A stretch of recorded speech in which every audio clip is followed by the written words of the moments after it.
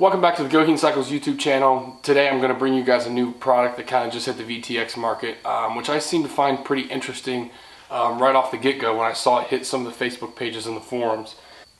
As a lot of you know, right now I'm in the middle of rebuilding my bike, and a lot of the parts that I needed just to fabricate up and try to figure out and make sure they fit, I've been 3D printing them. Like you see here, for instance, the fork caps, which you guys are going to see hit my website here really soon.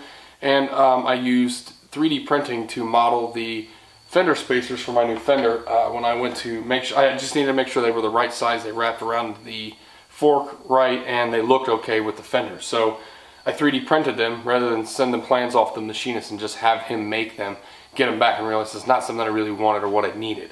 So that being said, I happened to run across Shawn over at VTXDAYMAKER. He released a kit to mount a Daymaker headlight in your VTX. That's 3D printed. 3D printing technology has really come a long way in the past few years. And really what most people don't realize is 3D printing is basically just a big roll of some sort of plastic, in this case is ABS. That roll of plastic then gets fed down into an extruder, and a machine at certain heights will drop plastic down onto a bed and basically stacks it up and creates a product. So I got a hold of Shawn. I said, hey, I want to get one of your headlights. I want to see what it's like. I'm interested in this 3D printing thing. And so I got one of his lights, and I want to share it with you guys today. So the light itself, the headlight itself comes, this one's already, I went ahead and painted it, but you can actually, you have it to where you can actually paint this outer ring whatever color you want to match your bike. I wanted it black since I was using a black Daymaker. And then he has the bracket itself, which fits inside of here to hold your Daymaker. It's extremely durable for just a little piece of plastic. I do know that Shawn has said, you know, not necessarily there's a lifetime warranty on his stuff, but he said he'll try to take care of every customer as well as he can. And really, the best part about it is you need 2 tools and about 5 minutes to install it. Number 3 screwdriver here to pull the headlight out, and then you're also going to need a number 2 screwdriver to put your Daymaker into your headlight bucket. So let me show you how I did that really quick. And like I said, it literally takes minutes to do the swap. You're going to notice that I can't actually plug the headlight in because I've actually gutted all my wiring out of here, but you'll get the idea. So first things first, what we're going to do is we got to remove this headlight out of your bucket. So basically use a number 3 Phillips head screwdriver. There's 2 screws in the top of your headlight. You're just going to remove those.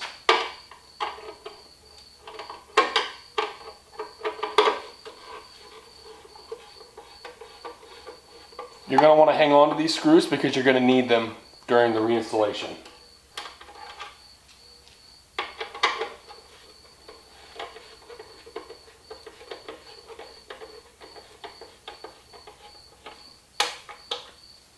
At this point, the headlight's going to want to pop forward, which is okay.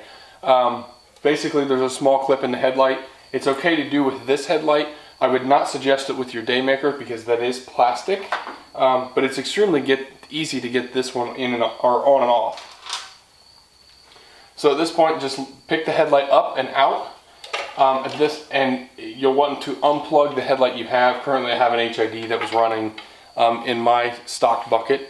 But as you can see, a lot of my wiring's been pulled out, which is not a huge deal, but you're going to have a little bit different situation. Unplug your headlight, and then we'll go to the next step. So now that your headlight's been unplugged, you're going to need to remove 3 screws out of your outer ring for your headlight, or your outer part of your bucket for your headlight to be able to fit the Daymaker in. So there's a screw here, there's a screw on the inside here, and then there's one down here on the bottom. You're going to want to remove all 3 of those screws. Now that the headlight itself has been removed, you're left with just the outer ring. This is the piece that goes on the outside of your bucket.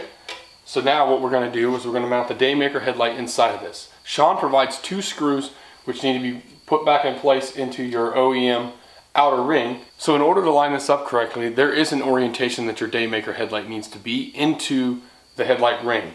The bottom of it has this little tab down here on the bottom. That tab is what's going to lock that outer ring back into the headlight.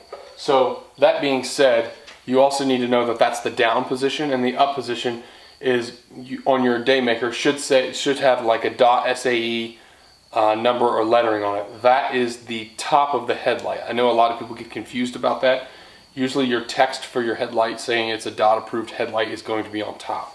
So that being said, what you're going to do is you're going to take both pieces of your Daymaker, your outer trim ring and your inner ring, and this kind of holds everything together. You'll flip this over,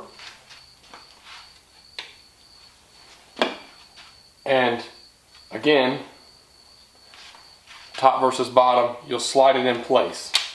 At this point, you want to line the holes up. The holes will line up into your OEM stock locations. You're going to put the screws in.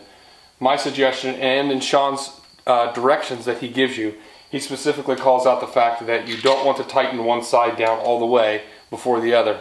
That'll allow the headlight to kind of sit a little bit strange. So I usually just thread a couple threads in. I went over here, threaded this side in.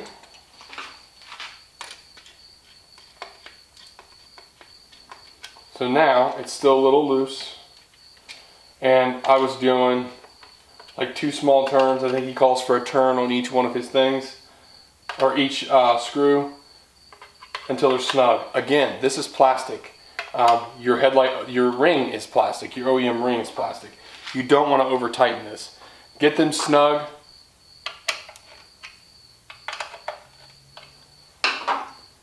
You're going to want to get them snug, and then you're going to be fine. So at this point, you want to plug the in from your Daymaker LED headlight into your OEM wiring harness, which I'm not going to do here because that's been pulled out of my bike. But this will plug right into your OEM wiring. Once this has been plugged in, you're then going to use this tab down here on the bottom, which you can see just sticks off the bottom. You'll gently rest that down into the slot that's in the bottom of your headlight bucket and slide the headlight back into the bucket.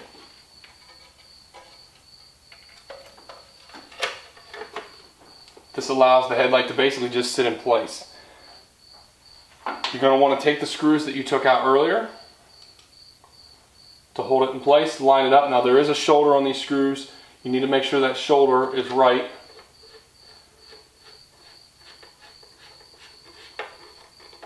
Again, plastic, you don't need to over tighten it. And that's that. Really, that's all you have to do to install this Daymaker headlight in your bike.